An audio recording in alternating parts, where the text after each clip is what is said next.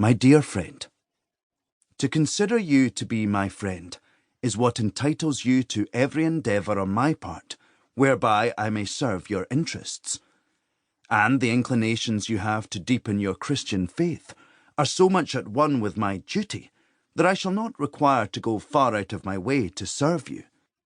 All that I have to say comes from fulfilling my duty of friendship, and is primarily intended to foster your pursuit of virtue and holiness.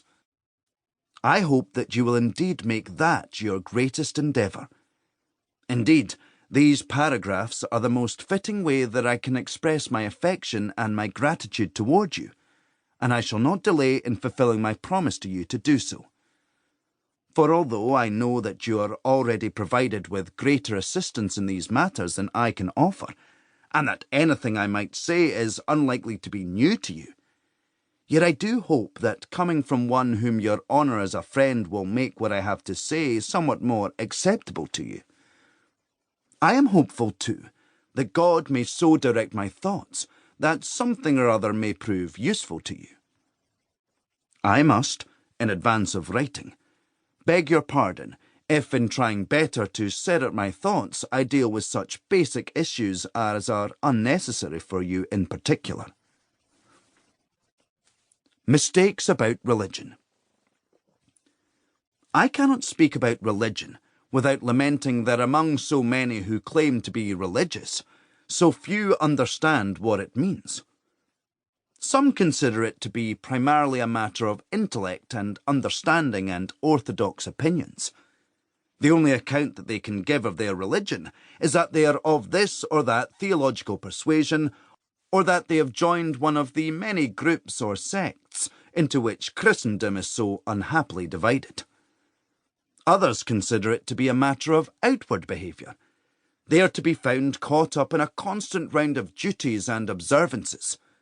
If they live peaceably with their neighbours, are temperate in their habits, and are regularly at worship, both publicly and in their own homes, and sometimes extend themselves to giving to those in need, then they think they have performed sufficiently.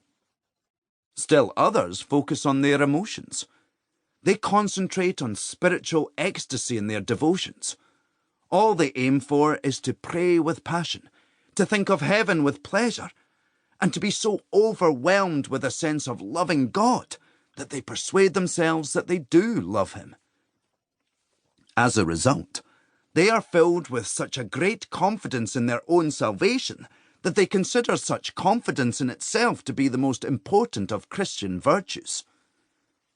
Thus, those things that have any semblance of true holiness, or are at best the ways in which holiness may be pursued, are frequently mistaken for the real thing.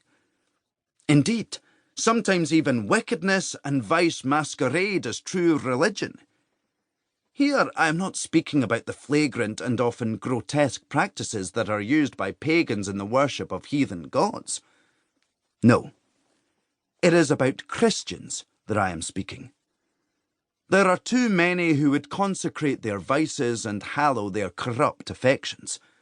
Their rugged humour and sullen pride they pass for Christian severity.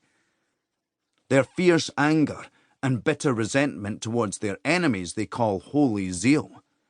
And their petulance and stubbornness toward their superiors, not to mention the rebellious spirit that is directed towards those in authority over them, is credited as Christian courage and resolution.